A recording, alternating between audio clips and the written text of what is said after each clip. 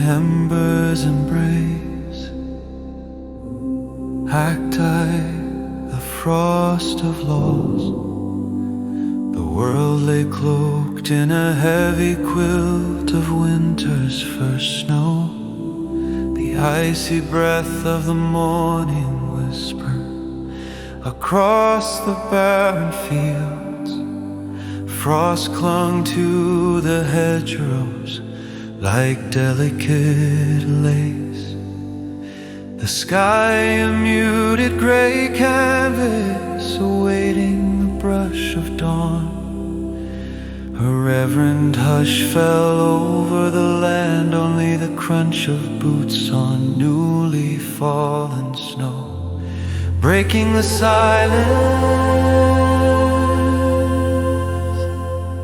Father Michael stood alone on the roadside,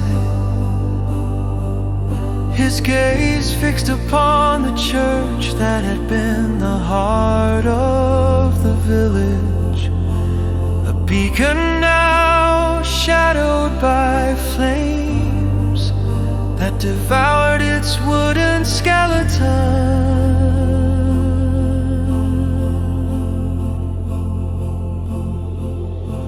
The church was named St. Gabriel's, a sanctuary nestled at the edge of the small hamlet of Elmswood. Its steeple had long been a sentinel of hope, piercing the heavens with its gilded cross. But now it was a burned offering to the slate sky, the flames licking at its edges, casting flickering light upon the snowfall that lay undisturbed.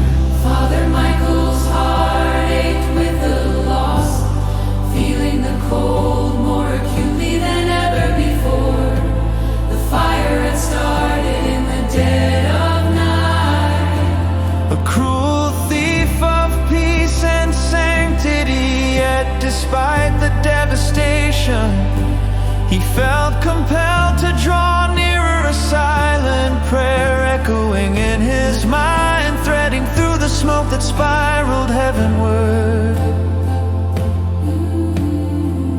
As he approached, the heat from the fire was a living force, a tempest in the frozen morning.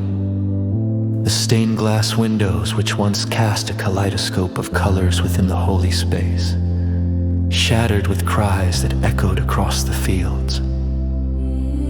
Father Michael hesitated at the church's threshold where the cold met the inferno, a line drawn in the snow that felt insurmountable. He closed his eyes, bowing his head in supplication. "Guide me, Lord," he whispered, the words forming a misty exhalation in the chill air. It was then he felt it, a flicker of warmth, not from the fire, but from within, a gentle touch upon his shoulder, a whisper that stirred his spirit.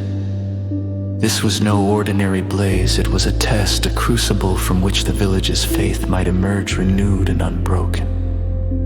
His breathing steadied, and he stepped into the embers, each footfall a prayer. The heat was intense, wrapping him in a feverish embrace, yet remarkably, he felt unharmed, shielded by unseen hands. Father Michael moved with purpose, his eyes seeking the altar, the heart of St. Gabriel's, hoping for a miracle among the ashes. The destruction was almost complete, yet amidst the chaos within the church, something extraordinary caught his eye. A remnant of the crucifix still anchored above the altar, its scorched wood a testament to resilience. The figure of Christ, though charred, maintained an expression of eternal serenity. This was the ember he had been led to, a symbol of unwavering faith amid the ruin. His hands trembled as he approached, for the relic was half buried in rubble. As he reached out, a warmth flowed through him, not the searing heat of the destruction, but a divine glow that suffused his very being. Father Michael felt it alive within him, a spirit of hope, a grace that transcended the physical. Gently, with infinite care, he lifted the remnant from its tomb of cinders. The image of Christ in his hand seemed to radiate, casting an ethereal light that banished the shadows clinging to the corners of the fallen sanctuary. In that moment, the snow ceased its descent. The wind stilled and a single sunbeam pierced the clouds, illuminating the scene in a golden halo that filled the space with a majestic silence. The dawn of renewal. Emerging from the smoldering sanctuary, Father Michael stood at the threshold once more. The warmth of the crucifix a steady presence against his chest. The villagers gathered nearby, their faces a tapestry of sorrow and disbelief, watched as their shepherd carried forth a symbol of their shared faith untouched by the fire's rage. A serene calm spread through him as he held the cross aloft, its charred surface glistening with the dawn's first light.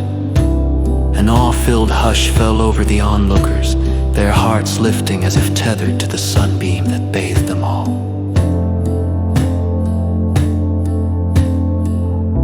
In the stillness of the morning, Father Michael offered a prayer not of despair, but of gratitude and hope. The church would rise again, born anew from its ashes, just as their spirits had been kindled by the divine warmth he had found within the fire. The village would rebuild, not only the structure of brick and stone, but the communal bonds of faith that bound them all. As he spoke, the sun broke free of its twilight shroud, painting the landscape in hues of gold and amber. The frost retreating into memory, the village blanketed in the promise of a new day, breathed life anew. This was the essence of morning prayer, a renewal, a rekindling of the soul, a reminder that even in the darkest hour,